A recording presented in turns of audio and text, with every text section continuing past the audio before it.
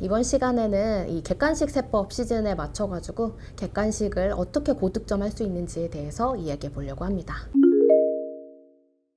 네 가지 정도에 대해서 얘기해 보려고 하는데요. 첫 번째는 제낄 거면 확실히 제껴야 된다라는 거예요. 시험에 출제되는 모든 주제를 완벽하게 볼 수는 없죠. 그래서 우리는 80점 정도 맞는다는 그걸 목표로 해가지고 시험 문제를 접근하자라고 했었는데요. 그래서 자주 출제되지 않거나 비중이 적은 것에 대해서는 적절히 전략적으로 이제 이 주제는 제끼고 간다 이렇게 해줄 수도 있습니다. 그래서 저도 강의를 할 때 이제 출제 빈도에 맞추어서 이 부분은 제껴도 괜찮다. 그래도 이 부분은 가져가시는 것이 좋다. 이런 얘기를 드리는데요. 그래서 제껴야 될 주제를 명확하게 하시고 제끼지 않은 주제에 대해서는 꼼꼼히 챙기시는 습관을 들이셔야 합니다. 일단 제끼는 주제에 대해서 이야기를 할 때 저의 이제 책을 같이 해줬던 조교 같은 경우에 있어서 지금은 아주 훌륭하게 합격해서 3일회계 법인을 다니고 있는데요. 그 친구 같은 경우에 있어서는 가산세의 모든 파트를 제꼈습니다. 물론 이제 부가가치세법상에서 가산세만 중요하고 법인세나 소득세는 가산세에는 중요도가 굉장히 떨어지게 되긴 하는데 그래도 부가가치세법상의 가산세는 챙겨야 된다라고 제가 늘 말씀을 드리는데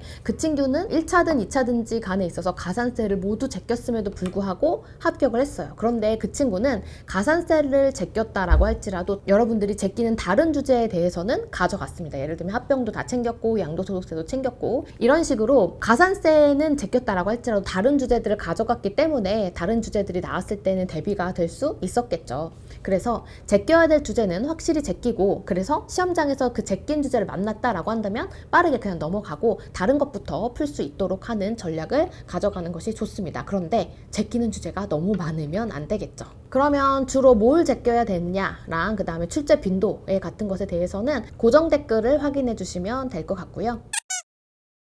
두 번째는 챙겨가는 주제에 대해서 그럼 얘기하려고 하는데요. 이렇게 제끼는 주제와 챙겨가는 주제에 대해서 명확히 할 때 이제 제끼는 주제를 만약에 시험장에서 만났으면 그건 빠르게 넘어가고 다음 문제부터 풀면 되는 것인데 챙겨가는 주제에 대해서는 챙겨갈 때 확실하게 챙겨가야 됩니다. 예를 들면 5가지의 요건이 있었고 그 중에서 주로 기출되는 게 3가지 요건만 있었다라고 한다면 주로 기출된 게 3가지니까 3가지만 다룬다라고 하면 자주 출제되는 주제였기 때문에 나머지 2가지의 요건에 대해서도 충분히 언젠가는 나올 수 있거든요.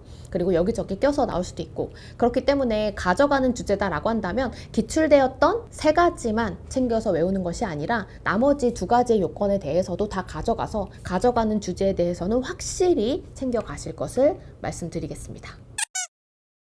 그럼 이제 시험장에서 시험 문제를 풀 때 어떻게 풀지의 실전 전략 이야기해 보려고 하는데요. 시험장에서 여러분들이 객관식 문제 만났을 때 회계사 시험이든 세무사 시험이든지 간에 다 40문제가 조금 빠른 시간 안에 풀어야 되죠. 회계사 시험 같은 경우에는 기업법과 같이 해서 120분 안에 풀어야 되고 또 세무사 시험은 80분 안에 재정학과 함께 풀어야 되기 때문에 빠르게 푸는 것이 굉장히 중요합니다. 그래서 여러분들한테 늘 강조드리는 게 객관식 문제에서도 말씀드리는 게 문제는 손으로 푸는 거다라고 말씀을 드려요. 그래서 아주 동물적인 감각으로 문제를 보자마자 다다다다다 이렇게 풀 수 있어야 되기 때문에 그때 이제 계산 문제에 대해서는 바로 풀면은 많이 올라오지 않은 상태여서 시험장에서 당황할 수 있습니다. 그래서 일단 먼저 말 문제부터 빠르게 풀고요. 그 다음에 내가 남아있는 시간 안에서 계산 문제를 건드릴 수 있는 것은 건드린다. 이렇게 접근을 하셔야 시간에 맞게 그래도 모든 문제를 건드리면서 그리고 말 문제가 더 풀기 쉽잖아요. 그래서 말 문제 먼저 풀고 계산 문제 푸는 그런 전략으로 가시는 것이 좋겠습니다.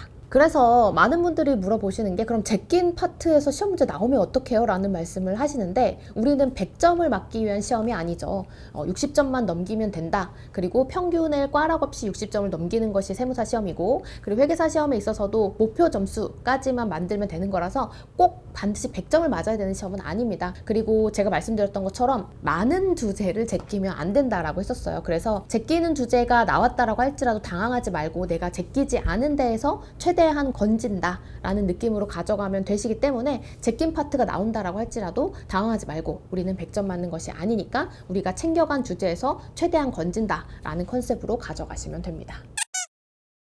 그럼 이제 객관식세법에서는 말 문제도 이렇게 많고 그러다 보니까 암기가 많게 되는데 이거를 어떻게 암기하면 효율적으로 할 수 있는지 암기 팁에 대해서 좀 얘기해 보려고 하는데요. 첫 번째 암기의 핵심은 제가 늘 말씀드리는 거지만 문자 그대로 외우면 안 된다라고 했었어요. 암기의 핵심은 이해를 바탕으로 암기하는 것이 필요합니다. 세법의 암기는 단순한 암기가 아니라 나름 취지도 있고 또 이해를 바탕으로 하는 것이 있기 때문에 단순한 문자 그대로 암기하는 것이 아니라 이 취지를 생각하고 이해하면서 구조를 생각하면서 암기를 할 때 훨씬 더 잘 외워지실 거고요. 이렇게 암기가 중요한 이유는 어떤 거를 지식에 대해서 이해하고 있다는 수준에서 그치면 문제를 명확하게 풀 수가 없습니다. 이해를 하고 있다는 수준에서 그치지 말고 거기에 요건을 정확하게 달달달달 외울 수 있는 수준으로 암기가 되어 있어야 명확하게 말 문제든 계산 문제든 풀 수 있게 되실 거예요.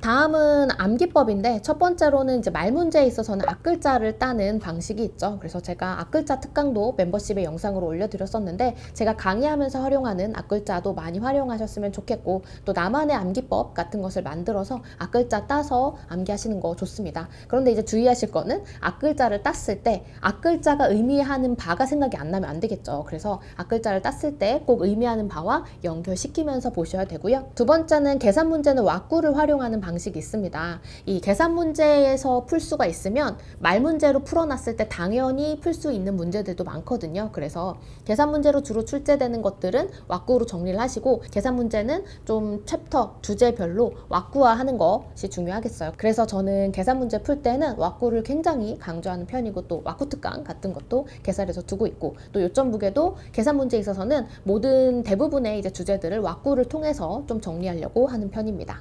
예를 들어서 계산 문제에 대한 왁구를 이렇게 정립해 놓으면 그거 말 문제로 풀 수 있다는 거에 대표적인 게 소득세법상의 연금소득 같은 경우가 그렇거든요. 연금소득은 연금을 인출할 때 그리고 인출 순서에 따라서 한도에 따라서 요건이 있는데 그 부분에 대해서는 계산 문제로도 충분히 나올 수 있고 또 말 문제화 하기도 굉장히 좋아요. 연금소득 같은 경우에는 연금으로 인출하는 거에 요건도 있지만 요 박스 하나를 제대로 외워두자라고 했었죠. 이 박스만 외우면 말 문제도 당연히 연결이 되게 됩니다. 이렇게 계산 문제의 왁구를 또 말 문제로 적용할 수도 있는 그런 파트들이 굉장히 많기 때문에 계산 문제의 왁구를 정리하는 걸로도 말 문제를 대비할 수 있을 거예요.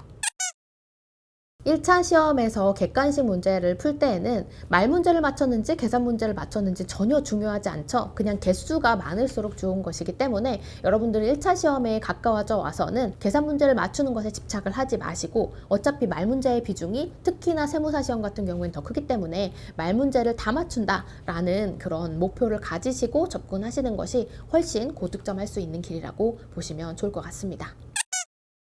요즘 여러분들 이제 찬바람 불고 객관식 세법 강의 많이 듣고 계실 텐데 제가 말씀드린 사항들 참고하셔서 객관식 세법 수강하시고 또 객관식 전략 짜시는데 많은 도움 되셨으면 좋겠습니다.